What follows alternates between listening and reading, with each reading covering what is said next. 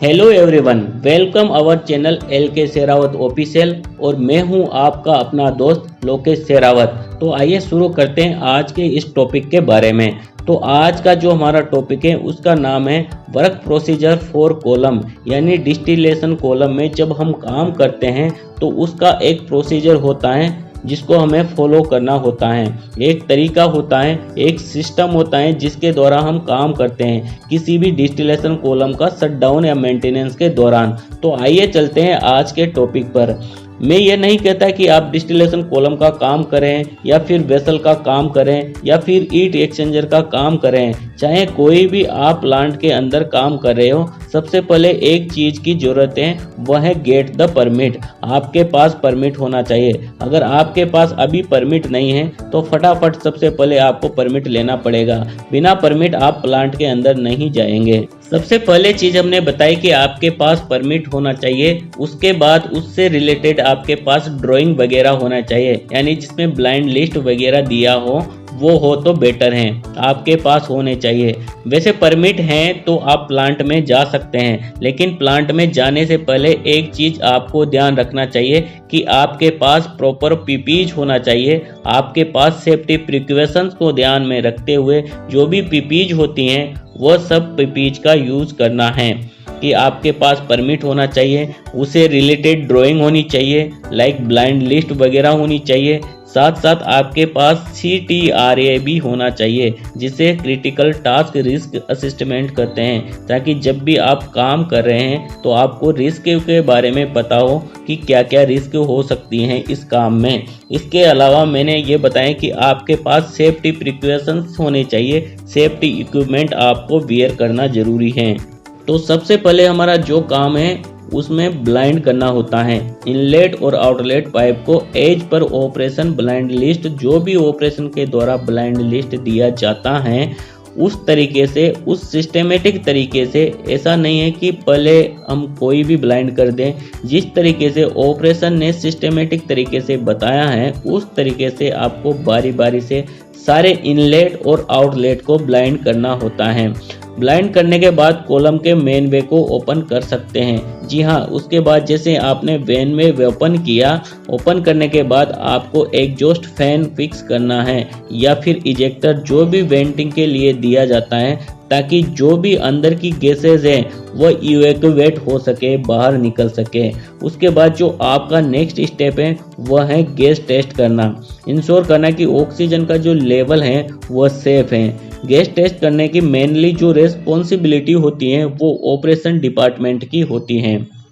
Main वे open करने के बाद जैसे ही आप एग्जॉस्ट फैन लगाते हैं या फिर इजेक्टर लगाते हैं तो उसके कुछ पर्टिकुलर टाइम के बाद अंदर जो भी गैस हैं वो इवैक्यूएट हो जाती हैं। तो उसके बाद आप ऑपरेशन डिपार्टमेंट की रेस्पॉन्सिबिलिटी होती है गैस टेस्ट करें, वो इंश्योर करें कि जो अंदर ऑक्सीजन लेवल हैं वो सेफ हैं। अब उसके बाद आप अंदर जाना चाहते हैं तो अंदर जाने से पहले एक परमिट की आपको ज़रूरत है, जिससे हम कन्फाइंड स्पेस परमिट या फिर ऑथोराइजेशन कहते हैं। कन्फाइंड स्पेस या ऑथोराइजेशन आपको इशू कराना है ऑपरेशन डिपार्टमेंट से, जिस पे प्रॉपर तरीके से साइन हो। आपके जो इंचार्ज हैं, सुपरवाइजर हैं या फिर ऑपरेशन मैनेजर हैं, जो भी हैं उसका प्रॉपर तरीके से साइन होने चाहिए। एक बात और है कि जब आप अंदर एंटर करें तो एंटर करने से पहले वहां पर एक हॉल वॉचर होना चाहिए या फिर अटेंडेंट होना चाहिए, जो मेन वे के पास होना चाहिए कि आपका प्रॉपर कम्युनिकेशन हो सके। जैसे आप कॉलम के अंदर एंटर करते हैं तो एंटर करने के बाद आपको कम्युनिकेट करना बहुत ही ज़रूरी होता है, क्योंकि अंदर कुछ भी हो सकता है। यानी कुछ भी करने का मतलब है सांस लेने में दिक्कत हो सकती है या फिर कोई भी परेशानी हो सकती है, जिसे अटेंडेंट होता है उससे आप कम्युनिकेट कर सकें। अब आप प्राइमरी इंस्पेक्शन के लिए अंदर जा सकते हैं, कॉलम के अंदर एंटर हो सकते हैं। कॉलम के अंदर एंटर होने से पहले आप इंश्योर कर ले कि आपके पास प्रॉपर पीपीज बना हुआ है, like coverall, helmet, goggles, nose mask, gloves. अंदर जाने से पहले ये सारी चीज़ें आपको पहन लेना चाहिए सेफ्टी पर्पज से। एक चीज़ और है, जो आप अंदर जाते हैं तो डिस्टिलेशन कॉलम के अंदर आप वहाँ पर अटेंडेंट हैं या फिर जो हॉल वॉचर हैं वहाँ पर अपनी एम्प्लॉय ID, अपना नाम एंटर कराना होता है। साइन कराना होता है और टाइम डालना होता है कि आप कितने टाइम के लिए अंदर काम कर रहे हैं। तो ये सारी चीज़ें ज़रूरी होती हैं। आपको क्या करना चाहिए कि इसके बाद आप अंदर चले गए तो आपको सबसे पहले क्या करना है कि जो ट्रे हैं उस ट्रे के नट बोल्ट को खोलेंगे, उसके क्लैंप को खोलेंगे। क्लैंप को खोलने के बाद एक चीज़ हमेशा ध्यान रखें कि इंटरव्यू में बार बार एक सवाल पूछा जाता है। इंटरव्यू के लिए बड़ा ही इम्पोर्टेंट पॉइंट है कि जब आप अंदर जाएंगे तो क्लाइंट आपसे सवाल पूछ लेता है कि जो मेन वे हैं वो कौन सा मेन वे हम ओपन करेंगे। अगर हमें मेंटेनेंस करना है शटडाउन के दौरान तो हम कौन सा मेन वे ओपन करेंगे। तो आपको यहाँ पर बड़ा ही सावधानी से जवाब देना चाहिए।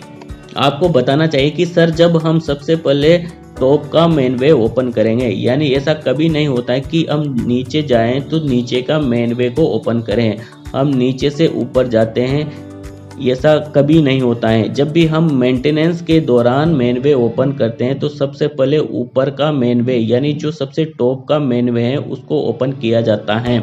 और उसको ओपन करने के बाद आप अंदर जाते हैं तो अंदर से पहला ट्रे होता है, उस ट्रे के क्लैंप वगैरह उसके नट बोल्ट को खोलने के बाद आप ऊपर से नीचे की तरफ बढ़ते हैं कॉलम के अंदर। एक बात हमेशा ध्यान रखें कि क्लाइंट आपसे सवाल पूछे कि कौन सा मेन वे ओपन करना चाहिए तो आपको बिल्कुल सावधानी से बताना है। ध्यान रखना है कि जब हम मेंटेनेंस करेंगे तो सबसे पहले टॉप वाले मेन वे को ओपन करेंगे। तो चलिए आगे बढ़ते हैं। आपने सारे ट्रे के बोल्ट को ओपन करना है, क्लैंप को खोलना है, यानी टॉप से नीचे की तरफ बढ़ना है कॉलम के अंदर। ट्रे को ओपन करते हुए जैसे एक बार आप ऊपर से नीचे की तरफ आ गए तो आपको क्या करना है कि ऊपर से आपको क्लीन करना शुरू करना है। जो भी ट्रे हैं, ट्रे के सपोर्ट्स हैं, जितने भी वेल्डिंग जॉइंट हैं, आपको उन सबको क्लीन करना है। आप वायर ब्रश ले सकते हैं या फिर बफिंग कर सकते हैं। वेल्डिंग जॉइंट जो भी हैं आप उसमें बफिंग करें, वायर ब्रश से, कपड़े से, कॉटन से, जो भी तरीका है उस तरीके से आपको क्लीन करना है जो आपको सुपरवाइजर बताएंगे। उस तरीके से जो भी तरीका अवेलेबल है उस तरीके से वेल्डिंग जॉइंट को क्लीन करना है। क्लीन करने के बाद आपको ऑफर करना है एनडीटी इंस्पेक्शन के लिए। जो एनडीटी की टीम है, इंस्पेक्शन की टीम है, उसकी जिम्मेदारी बनती है कि वो सारे जॉइंट्स को चेक करें कि कहीं कुछ डैमेज तो नहीं है। जो ट्रे हैं उसमें क्या दिक्कतें हैं, क्रैक हैं, क्या हैं, वो सारे एनडीटी के इंस्पेक्शन वाले चेक करेंगे।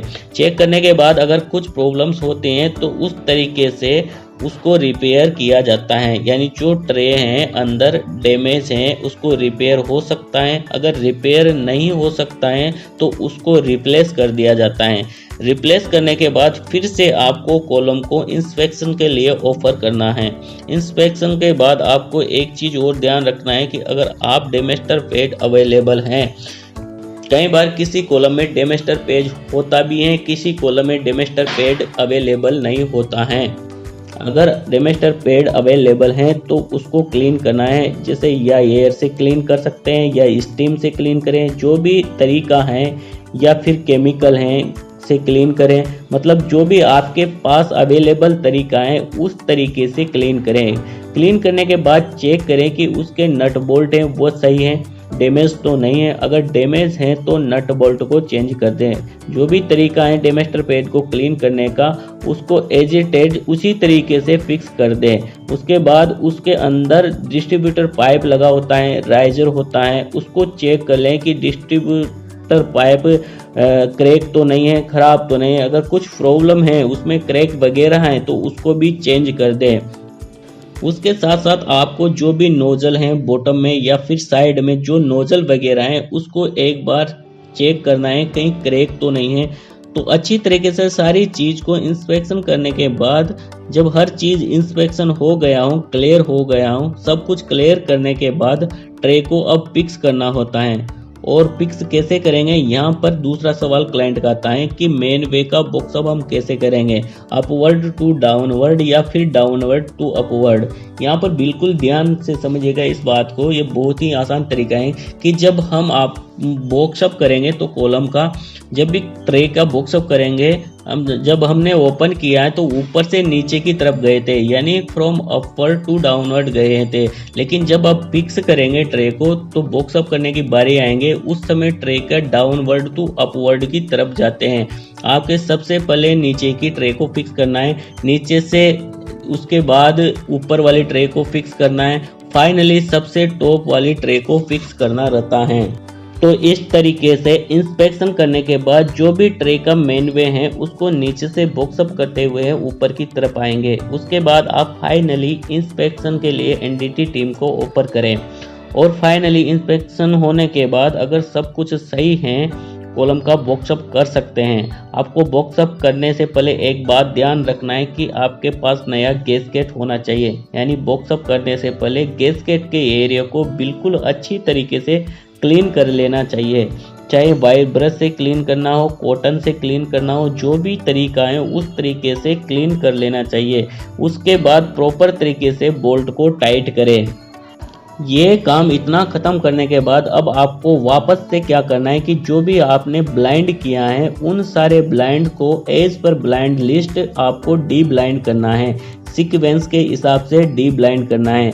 उसके बाद आपको अच्छी तरीके से उस जगह पर जहां आपने काम किया था उसका हाउसकीपिंग भी करना है। इस तरीके से आप सेफली वर्क फिनिश कर सकते हैं। तो दोस्तों आज का वीडियो कैसा लगा, वीडियो को लाइक करें और आप अगर चैनल पर नए हैं तो चैनल को सब्सक्राइब करना ना भूलें ताकि ऐसी यूजफुल वीडियो आप तक पहुंचे। और हाँ, अगर आप ऐसी वीडियो चाहिए हैं तो कमेंट बॉक्स में प्लीज़ ज़रूर कमेंट करें।